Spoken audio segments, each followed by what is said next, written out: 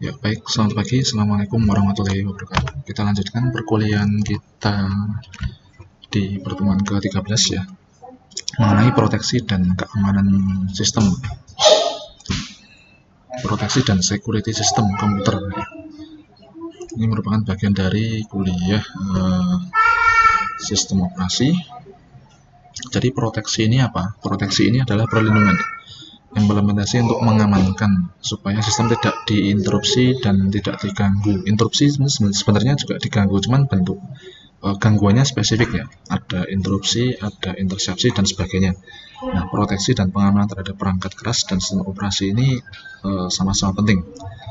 Karena yang namanya sistem operasi itu kan kumpulan kernel. Apabila kernelnya itu diserang, bisa saja program-program yang jahat itu akan mengambil alih kendali hardware dan itu bisa membahayakan perangkat keras. Jadi proteksi dari kedua sisi, perangkat keras maupun perangkat sistem operasinya itu sama pentingnya ya. Nah, pada sistem komputer banyak objek yang perlu dilindungi, perlu diproteksi, yaitu yang pertama objek perangkat keras. Objek yang perlu diproteksinya antara lain adalah prosesor, kemudian segmen memori, jangan sampai memorinya itu meluap sehingga komputer menjadi hang. Kemudian terminal. Terminal ini sangat penting karena dengan terminal sebenarnya kita bisa menghapus file-file yang dicurigai sebagai virus. Tapi biasanya kalau sistem operasi kita sudah diserang itu kita tidak bisa membuka terminal ya. Kemudian yang perlu proteksi lagi yaitu adalah disk drive dan juga printer ya. Karena printer juga ada kemarin dalam sistem manajemen file yaitu file objek IO yang ini bisa diambil alih juga. Kemudian objek perangkat lunak ya. Objek perangkat lunak yang perlu diproteksi antara lain adalah proses thread, kemudian file, kemudian basis data, kemudian semapur. Ya, semapur ini semacam file juga. File pemproses. Nah, untuk matriks pengaksesan objek ya, sebenarnya masalah matriks pengaksesan objek ini timbul karena masalah proteksi ini merupakan masalah mengenai cara mencegah proses-proses mengakses objek-objek yang tidak diberikan wewenang. Nah, mekanisme proteksi ini harus mampu membatasi proses-proses ke suatu subset operasi-operasi yang legal. Ya, misalkan proses A dapat membaca file F tetapi tidak bisa write pada file F. Kemudian agar dapat menyediakan mekanisme proteksi berbeda dikembangkan berdasarkan konsep domain ya. Jadi ada pembagian setiap proses itu punya privilege di file-file yang berbeda-beda. Nah, beda file, beda privilege ya. Kemudian domain ini adalah himpunan antara objek dan privilege atau hak untuk akses objek itu ya. Hak dan objek. Setiap pasangan itu menentukan objek dan suatu subset operasi yang dapat dilakukan terhadap objek itu. Nah, hak atau privilege dalam konteks ini berarti izin untuk melakukan operasi, misalkan read write atau modifikasi dan sebagainya, seperti itu. Nah, cara penyimpanan informasi anggota domain. Secara konsep ini penyimpanan operasi anggota domain itu dalam matriks ya, di mana baris menunjukkan domain 1, domain 2, domain 3, kolom ini menunjukkan objek dan juga pasangannya tadi ya. Tadi apa itu? Pasangannya itu domainnya. Jadi domain 1 itu adalah file 1 read, file 2 read, printer 1 write, dan seterusnya seperti ini. Sehingga dari cara penyimpanan anggota domain tadi menimbulkan adanya suatu kapabilitas ya. Nah, untuk pemecahan metrik per baris ini kita harus memperhatikan kapabilitasnya ya. Jadi diasosiasikan setiap proses suatu daftar objek yang boleh diakses bila terdapat tanda operasi yang diizinkan padanya atau domainnya. Jadi setiap objek ini apabila ada tanda RWX ini boleh read, boleh write, boleh execute. Kalau hanya tandanya W, dia hanya boleh ditulis saja, tidak bisa dibaca ya. Nah, senarai untuk menentukan direct tadi. Kalau tadi itu dalam bentuk matriks, kalau ini senarai ya sebenarnya cuman ini aja lah, perbedaan istilah aja. Intinya matriks ini diatur sedemikian rupa oleh SO dalam rangka untuk menjaga pembatasan akses objek ya, untuk perlindungan terhadap file-file tadi. Ya, jadi kalau ini kapabilitas senarai kapabilitas itu adalah senarai 1. Senarai 100 ini meliputi tipe berkas ya. Haknya itu RWX, read, write, execute.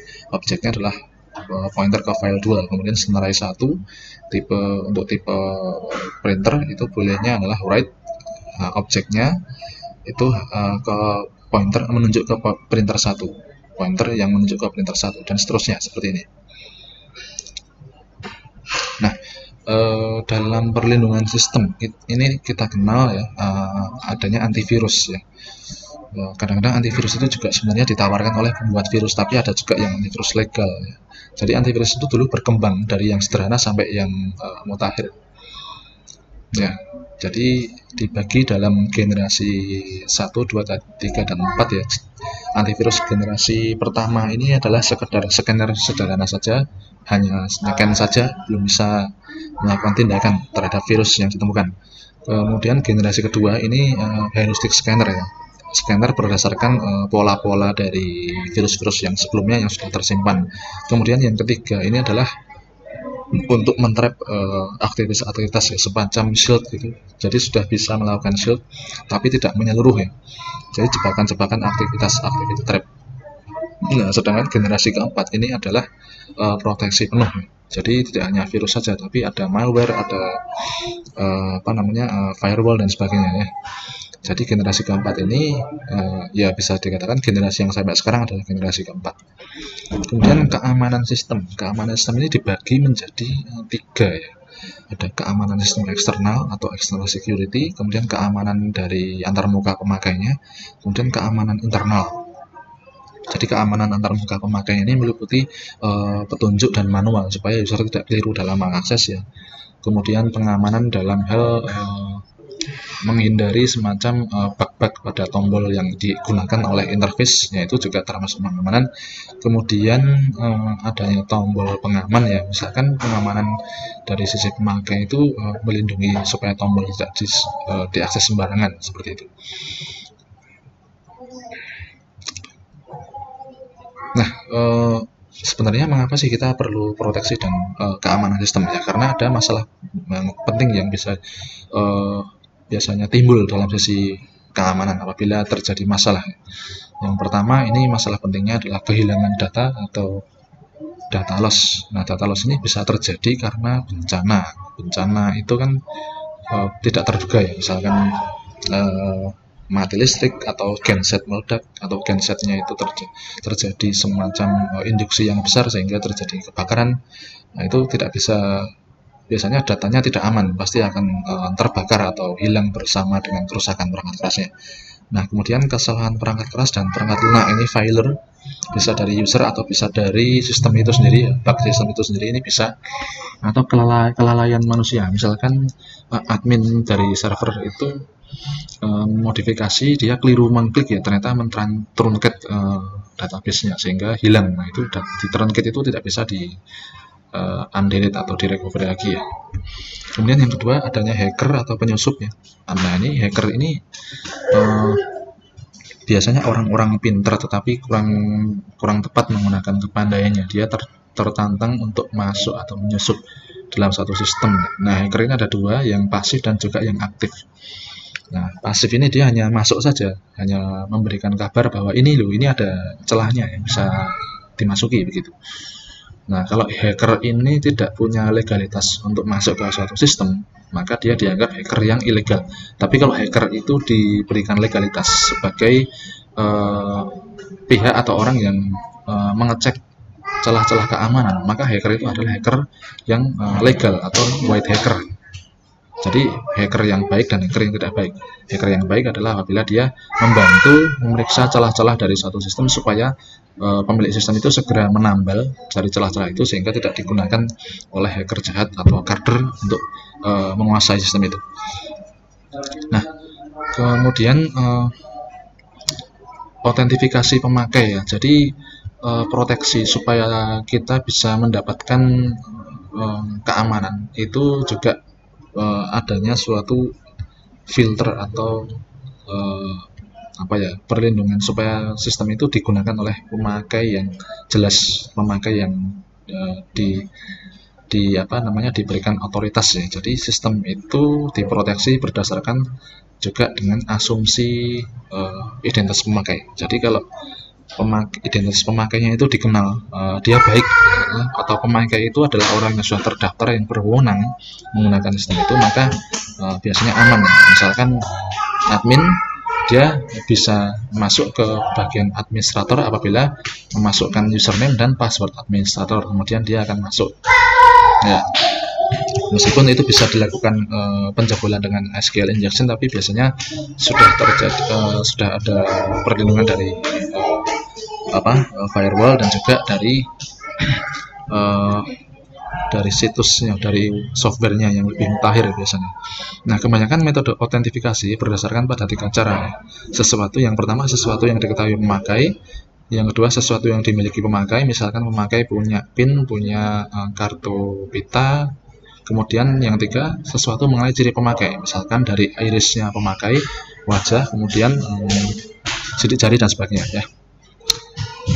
Nah, kemudian apa saja sih selain dari hacker yang bisa mengancam sistem? Nah, program pun juga bisa mengancam sistem ya.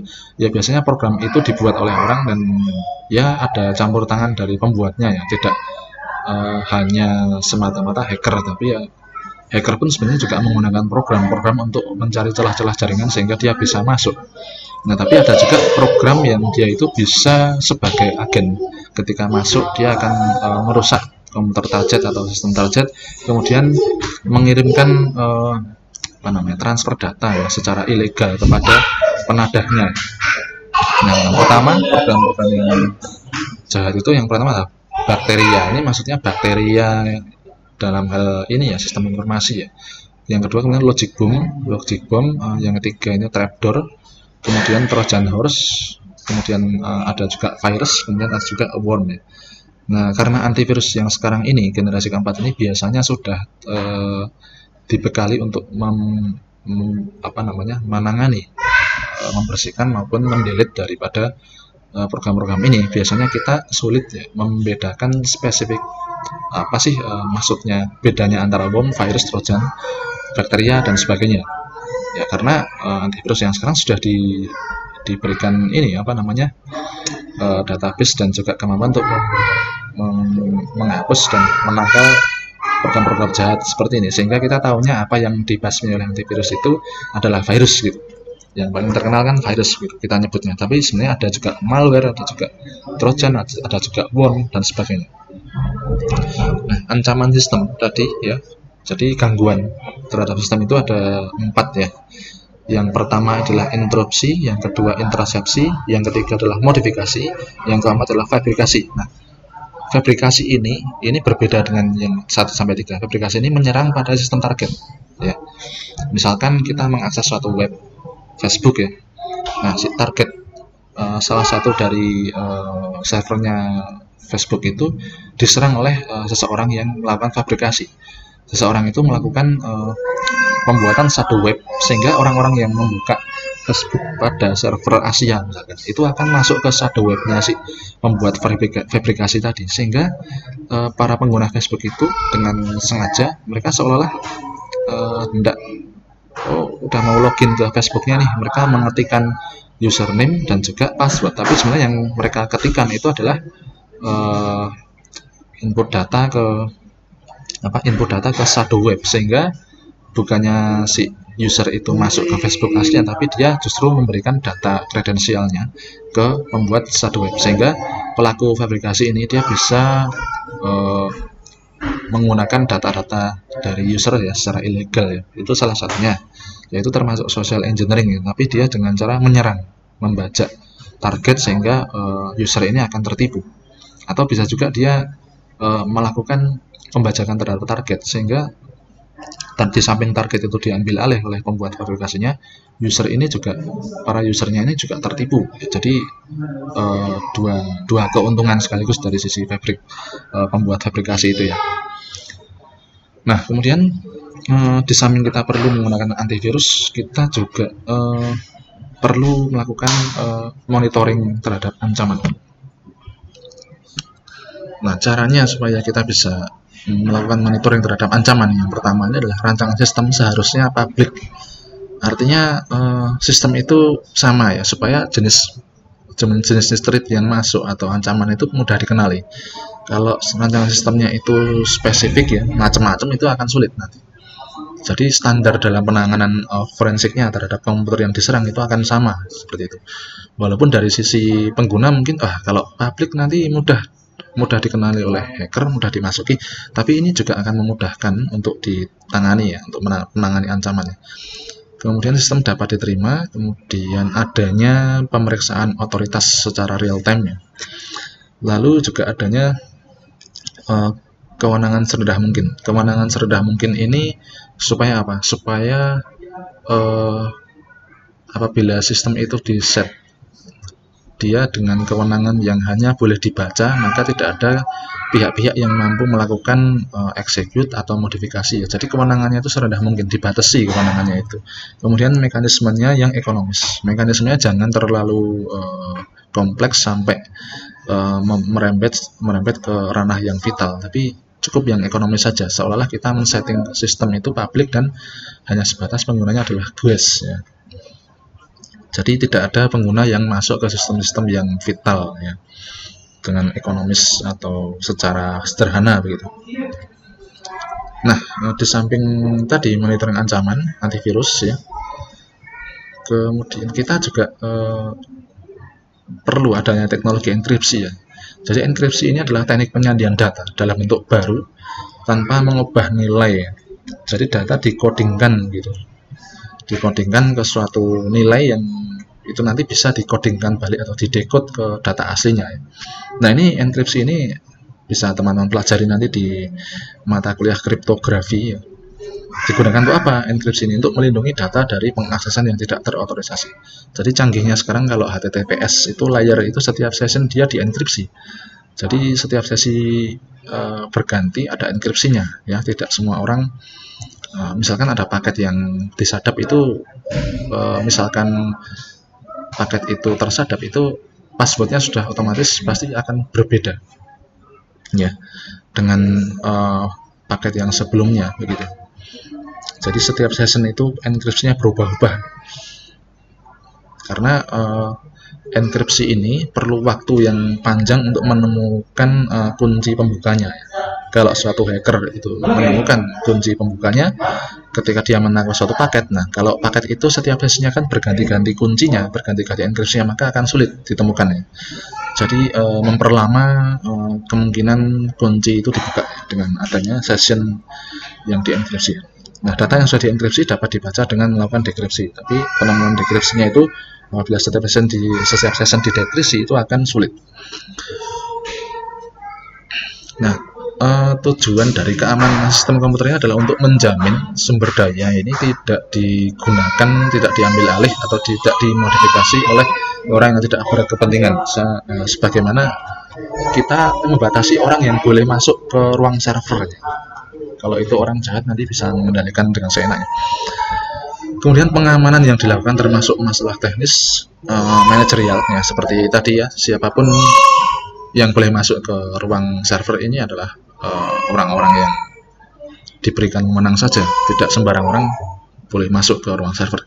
Kemudian legalitas dan unsur politis, termasuk Kominfo ini punya unsur politis, dia berkewenangan untuk memberikan firewall ke seluruh jaringan Indonesia, sehingga dengan firewall tersebut tidak ada masyarakat yang mengakses berita-berita hoax, berita-berita atau situs-situs yang bernuansa sara atau ini ya, internet negatif ya, seperti situs-situs yang terlarang ya, seperti itu, deep web dan sebagainya. Nah, keamanan sistem terbagi menjadi 3 ya. Tadi sudah disinggung, ada external security, pengamanan sistem dari luarnya, kemudian dari sisi interface-nya dan internalnya. Nah, ini diulang lagi ya di sini ya, di situs ini ya, di slide ini ya. Jadi external security ini adalah keamanan yang berkaitan dengan pengamanan fasilitas komputer dari bencana, dari penyusup, dari kebakaran, kebanjiran ya. Kemudian pembatasan pengguna komputer tersebut. Kemudian user interface security itu adalah keamanan yang berkaitan dengan identifikasi pemakai sebelum pemakai diizinkan ya. atau sebelum pemakai itu mengakses program dan menyimpan data, maka dia difilter dulu. Itu betul nggak pemakainya adalah pemakai yang diizinkan menggunakan sistem itu, ya.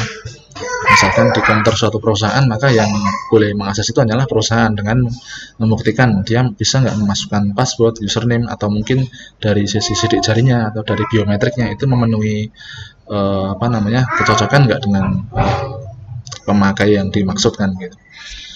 Kemudian internal security ini adalah keamanan yang berkaitan dengan pengamanan beragam kendali yang dibangun pada perangkat keras dan juga sistem operasi, ya. Ini dari sisi perangkat keras dan sistem operasinya, sehingga menjamin operasi ini handal, tidak diambil alih oleh pihak lain, ya, agar terjaga integritas program data dan datanya. Ini internal security ini termasuk firewall, kemudian seluruh sumber daya di dalam komputer, ya, baik software maupun hardware yang digunakan untuk menjaga sistem. Kemudian keamanan ini mengacu ke seluruh masalah atau gangguan, sedangkan proteksi ini mengacu ke bagaimanakah mekanisme sistem yang digunakan untuk melindungi. Jadi keamanan ini adalah seluruh bagaimanakah penanganan ke seluruh masalah atau gangguan, sedangkan proteksi ini bagaimanakah mekanisme sistem yang digunakan, mekanisme sistem yang spesifik yang digunakan untuk melindungi informasi pada sistem. Jadi segi keamanan A itu menggunakan proteksi A, segi keamanan B menggunakan proteksi B. Jadi proteksi adalah mekanisme atau caranya. Jadi masalah-masalah keamanan ini yang pertama adalah data loss atau kehilangan data, kemudian intruder, ya, dari penyusup, ya. Nah, data loss atau kehilangan data ini dapat disebabkan oleh bencana, kemudian kesalahan perangkat keras dan perangkat lunak, atau kelalaian manusia. Ini bisa diatasi dengan sebelum terjadi bencana itu, ya, dengan backup secara rutin. Jadi memang sebelum ada bencana harus sudah ada semacam pencadangan data supaya tidak terjadi itu tadi, apabila bencana terjadi kelalaian, terjadi kehilangan data dan sebagainya.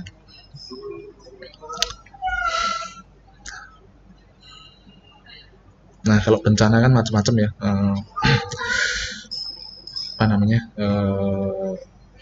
Misalkan kita sedang melakukan transaksi, kemudian ada bencana, nah itu harus ada mekanisme rollover.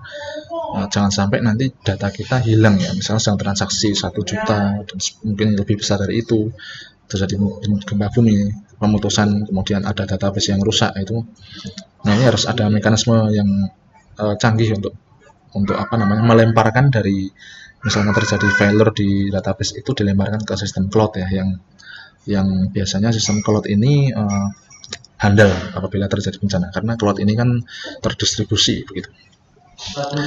Nah, untuk kesalahan perangkat, ya, data loss karena kesalahan perangkat keras dan perangkat lunak ini contohnya karena ketidakberesan pemroses atau disk yang tidak terbaca atau bad sector, kemudian kesalahan komunikasi atau semacam koneksi internet yang terganggu, kemudian kesalahan program, ya.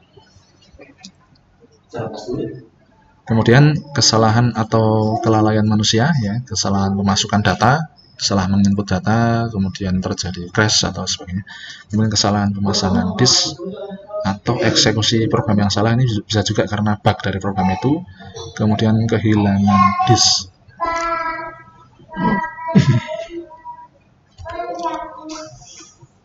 Nah, ini intruder, ya. Tadi intruder ada pasif dan aktif.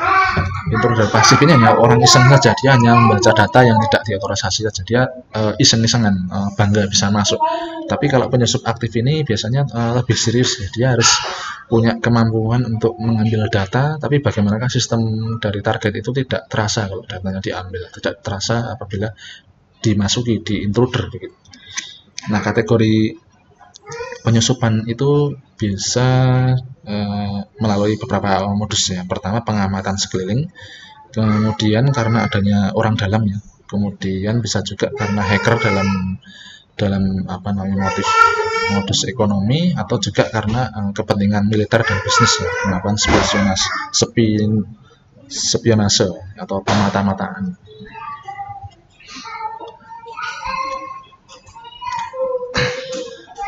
Kemudian sasaran daripada pengamanan ini adalah untuk menghindari, mencegah, dan mengatasi ancaman terhadap sistem. Jadi keamanan tadi itu kan mekanisme, ya, sedangkan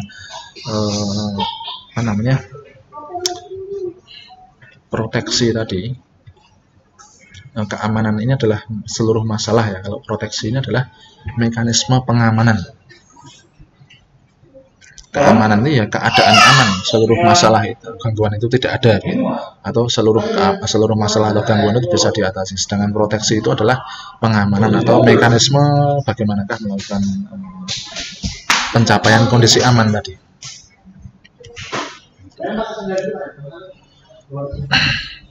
Nah, kategori dalam kebutuhan keamanan sistem komputer ini meliputi tiga hal. Jadi yang pertama kerahasiaan, kemudian integritas dan ketersediaan. Ini merupakan tiga kategori kebutuhan keamanan sistem komputer. Jadi kerahasiaan itu penting, kemudian integritas ini adalah menjamin supaya komputer tidak diambil alih oleh orang-orang yang tidak berkepentingan. Kemudian ketersediaan adanya software, hardware, dan sistem yang melindungi dan mengamankan. Baik pengamanan internal, user interface maupun pengamanan eksternal.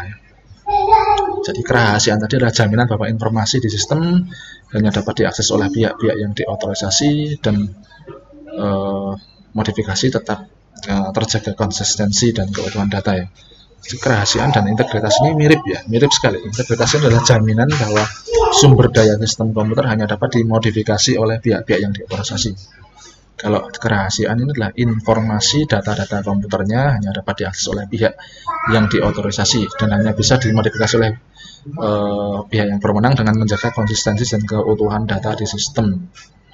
Ya, supaya tetap rahasia maka perlu adanya enkripsi, kemudian firewall dan sebagainya. Integritas juga perlu adanya perlindungan sumber daya dari intruder ya. Kemudian ketersediaan, ini jaminan bahwa sumber daya sistem komputer tersedia atau bisa diakses, bisa ready untuk digunakan oleh pihak-pihak yang diberikan kewenangan ya ketika diperlukan. Jadi kapan dibutuhkan harus tersedia walaupun ada bencana. Nah, caranya bagaimana? Di-cloud-kan ya. Jadinya sekarang banyak sistem-sistem yang menggunakan sumber daya cloud supaya apabila terjadi failure maka resiko kehilangan datanya kecil karena sistem cloud itu kan adanya pelemparan server ya. Server satu down itu bisa diandalkan server yang lain. Ya, ini tipe ancaman ya. Tadi sudah ada interupsi ya. Interupsi ini apa? Tadi ada 4 macam ya, fabrikasi yang sudah saya jelaskan. Nah, interupsi itu adalah sumber daya sistem komputer ini dihancurkan atau di-failurkan ya, menjadi tidak tersedia, menjadi tidak available untuk pengguna. Ini merupakan ancaman terhadap ketersediaan. Nah, contohnya penghancuran bagian perangkat keras seperti hard disk, pemotongan kabel komunikasi, dan sabotase bandwidth ya, sehingga kita tidak bisa mengakses informasi. Kemudian intersepsi ini adalah pihak yang tidak diotorisasi, orang atau program dapat mengakses sumber daya. Ini merupakan ancaman terhadap kerahasiaan. Intersepsi adalah ancaman terhadap kerahasiaan, interupsi ancaman terhadap ketersediaan. Nah, contoh dari intersepsi adalah penyadapan untuk mengambil data rahasia atau mengcopy file tanpa otorisasi. Sedangkan modifikasi ini adalah pihak yang tidak diotorisasi tidak hanya mengakses tapi juga mengacak-acak atau merusak sumber daya ya. Kemudian merupakan ancaman terhadap integritas ya. Jadi jaminan bahwa sumber daya itu tidak digunakan oleh pihak lain kan integritas. Kalau dimodifikasi oleh orang yang tidak berkepentingan berarti integritasnya tidak terjamin ya. Berarti modifikasinya adalah ancaman terhadap integritas. Contohnya adalah merubah nilai file data, merubah program, kemudian mengubah konfigurasi firewall. Ini kan berbahaya sekali. Nah, fabrikasi tadi sudah saya jelaskan ya. Nah, ini skemanya seperti ini. Nah, petunjuk pengamanan sistem ya. Tadi sudah menurut Salzer dan Schroeder ya. Pertama, rancangan harusnya publik, kemudian dapat diterima, kemudian pemeriksaan otoritasnya itu juga bisa terjadi secara real time, lalu adanya kewenangan serendah mungkin. Kewenangan serendah mungkin ini untuk memperkecil adanya pihak-pihak yang akan memodifikasi. Ya, kemudian mekanismenya juga harus sederhana. Apabila terjadi kerusakan ya sederhana, tidak sampai ke bagian-bagian vital sistem. Kemudian autentifikasi pemakai. Autentifikasi pemakai ini ya seperti yang kita jalani dalam hal ya kalau kita menggunakan sistem informasi, misalnya kita akan membayar di bank, membayar menggunakan debit dan sebagainya. Yang pertama ya, metode autentikasinya itu sesuatu yang diketahui pemakai, misalkan kredensial. Kredensial ini meliputi data-data unik dari pemakai, password, kombinasi kunci, tanggal lahir, dan sebagainya. Kemudian sesuatu yang dimiliki pemakai, misalkan kartu identitas, nomor induk, dan sebagainya. Kemudian juga sesuatu dari biometrik atau ciri khas pemakai ya, tanda tangan, foto, suara, atau iris, dan sebagainya. Nah, password ini merupakan data kredensial. Nah, cara kerja password ini adalah menyandikan suatu data kredensial, sehingga data kredensial kita itu akan terproteksi. Apabila suatu saat ada yang menyadap, maka yang disadap itu adalah hasil dari enkripsi password kita ya. Nah, kelemahannya ini tetap ada kemungkinan mudah ditembus karena dekriptor sekarang juga sudah mulai berkembang ya. Nah, kemudian kelemahan dari password itu sendiri adalah penggunanya lupa ya, sehingga dia akan kehilangan availability apabila lupa menggunakan passwordnya. Nah, kalau misalkan dia mencatat passwordnya rumit, catatannya ini akan misalkan hilang ditemu orang, ini juga berbahaya. Nah, seperti itu ya. Jadi ada teknologi semacam framework penyedia autentikasi dan otorisasi ya, misalkan SAML atau misalkan OAuth. Nah, ini dia akan berdiri sendiri sebagai cloud system yang akan mengenerate enkripsi pada setiap layanan ya. Jadi kita hanya menggunakan satu macam password, tapi kita tetap bisa mengakses ke banyak sumber ya dengan berbagai kredensial yang disediakan oleh SAML dan OAuth ya. Itu salah satu contoh pengembangan keamanan single sign-on ya. Jadi dengan satu single kredensial bisa sign on ke berbagai platform gitu. Nah, upaya proteksi password ini bisa dilakukan dengan cara dari dirinya sendiri, dari pengguna sendiri ya. Salting, yaitu dengan cara menambahkan string pendek pada password. Kemudian yang kedua adalah one time password. Jadi kita mengganti secara berkala ya. Ini harus tertib ya, punya catatan atau punya daya ingat yang baik ya. Kemudian satu daftar panjang pertanyaan dan jawaban. Ya, kemudian tantangan sampai dengan tanggapannya, atau pemakai diberikan kebebasan untuk memilih algoritma yang dapat berubah. Ya, ini sebenarnya memilih algoritma untuk menyediakan password ini bisa digunakan semacam pihak ketiga, OAuth ya. Nanti OAuth itu akan memberikan generate kredensial yang menyatakan bahwa pengguna itu berhak untuk mengakses ke suatu sumber yang dimaksud ya. Misalkan itu menggunakan single sign-in, semacam single sign-in itu berarti kita juga meminta ke sistem pihak ketiga untuk menyediakan mengenerate kredensial yang baru, kredensial yang berlapis ya. Tentunya untuk mengenerate kredensial itu menggunakan algoritma seperti itu. Kemudian identifikasi fisik ini dari biometrik ya, misalkan iris, kemudian tanda tangan atau sidik jari ya.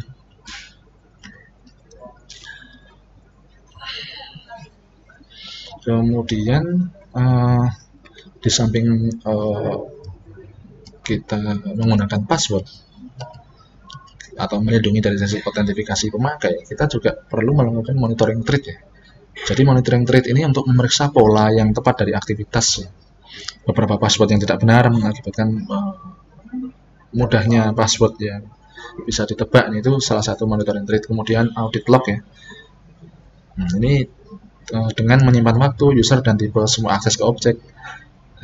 Nah, mengapa audit log ini perlu? Ya, ini karena penting untuk memperbaiki dari pelanggaran dan pengembangan ukuran security yang lebih baik ya.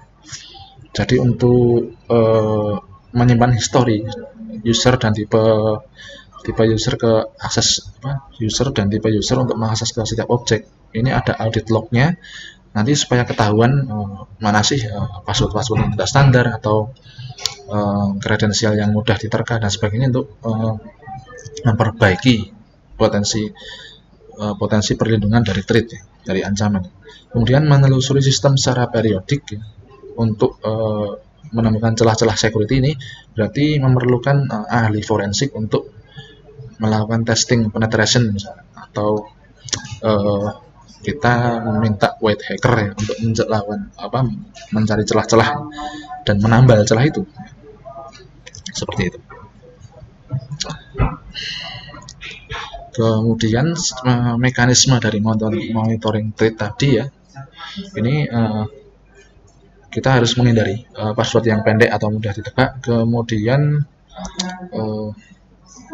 kita harus memeriksa ada nggak program-program yang tidak berwenang ya. Kemudian apakah ada file-file atau folder yang mencurigakan di dalam sistem operasi kita.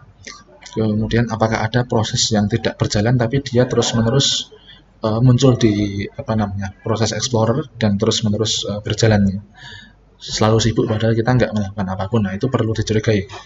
Kemudian direktori yang muncul dengan nama-nama yang aneh ya, kita tidak pernah membuat, tapi direktori itu muncul dengan nama yang mengindikasikan ke pihak ketiga atau pihak yang tidak terkenal atau personal signature. Kemudian sistem file data yang tidak diproteksi dengan benar. Kemudian masukan yang berbahaya dalam program pencarian pet ya. Atau bisa juga kita melakukan monitoring checksum values. Monitoring threat ini sudah ada ya sebenarnya di Windows Defender kalau kita menggunakan Windows ya. Setiap berkala Windows Defender selalu diupdate, maka dia sudah otomatis melakukan pembaharuan untuk proteksi atau monitoring terhadap threat ya. Ya alhamdulillah kita apabila berkala mengupdate Windows Defender maka tanpa antivirus ke pihak ketiga pun kita aman ya. Dan bagaimana kalau misalkan suatu sistem kita itu sudah terinfeksi virus, bagaimanakah kita bisa membasmi virus-virus tersebut? Kalau virus itu bukan ransomware, kita mungkin masih bisa ya. Jadi ada semacam booting yang bisa digunakan untuk melihat OS kita ya, dan kemudian kita men-scan OS kita dari OS DVD boot itu yang tidak terinfeksi virus. Jadi kita bisa contohnya menggunakan Hiren boot ya. Jadi Hiren boot ini sudah diperbaharui di tahun 2022. Jadi ada semacam perkumpulan yang mengupdate dari Hiren itu. Dengan kita masukkan atau booting menggunakan Hiren boot itu, maka kita akan booting menggunakan OS yang ada di Hiren yang tidak terinfeksi virus. Kemudian dari OS Hiren itu kita bisa men-scan OS yang ada di PC atau laptop kita, sehingga dengan kita membersihkan dari pihak ketiga yaitu Hiren, maka file-file ataupun thread-thread yang kelihatan di OS itu tidak akan berjalan ya. Kita tidak akan diblok oleh virus yang ada di OS kita. Karena apa? Karena virusnya tidak aktif. Mengapa tidak aktif? Karena kita bootingnya menggunakan OS dari pihak ketiga atau Hiren ya, bukan dari OS yang terinfeksi. Kemudian firewall ini merupakan mekanisme dari perlindungan internal, perlindungan dari sisi hardware ya. Jadi firewall ini berfungsi untuk memfilter supaya internet dari luar ini tidak semuanya masuk diakses bebas oleh komputer yang ada di dalam organisasi kita.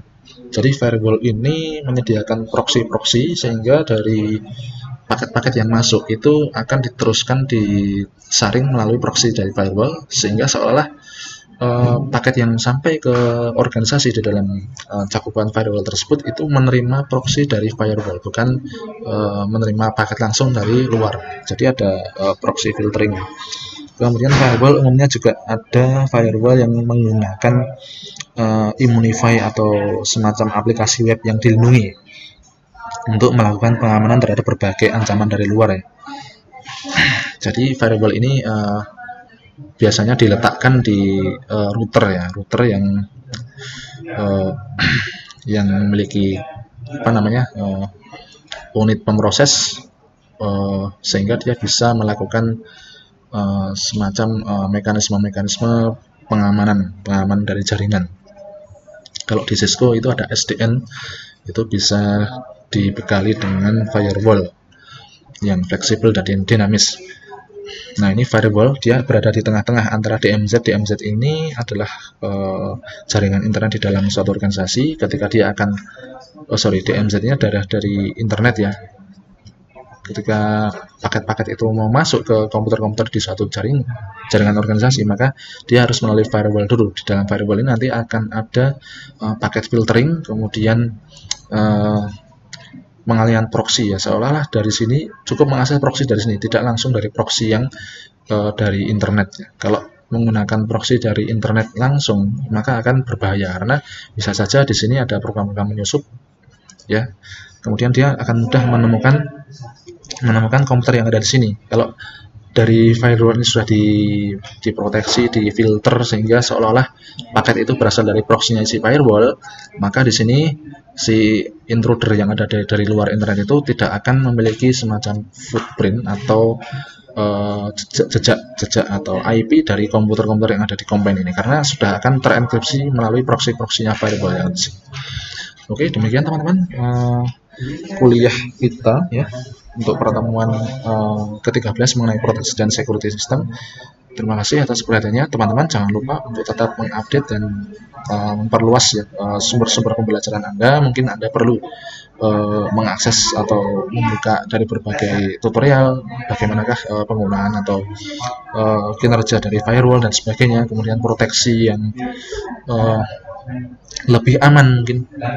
Ada teknologi baru dalam proteksi dan security system yang lebih aman, silahkan dieksplor supaya teman-teman juga memiliki wawasan dari sumber-sumber di luar perkuliahan kita. Terima kasih. Wassalamualaikum warahmatullahi wabarakatuh.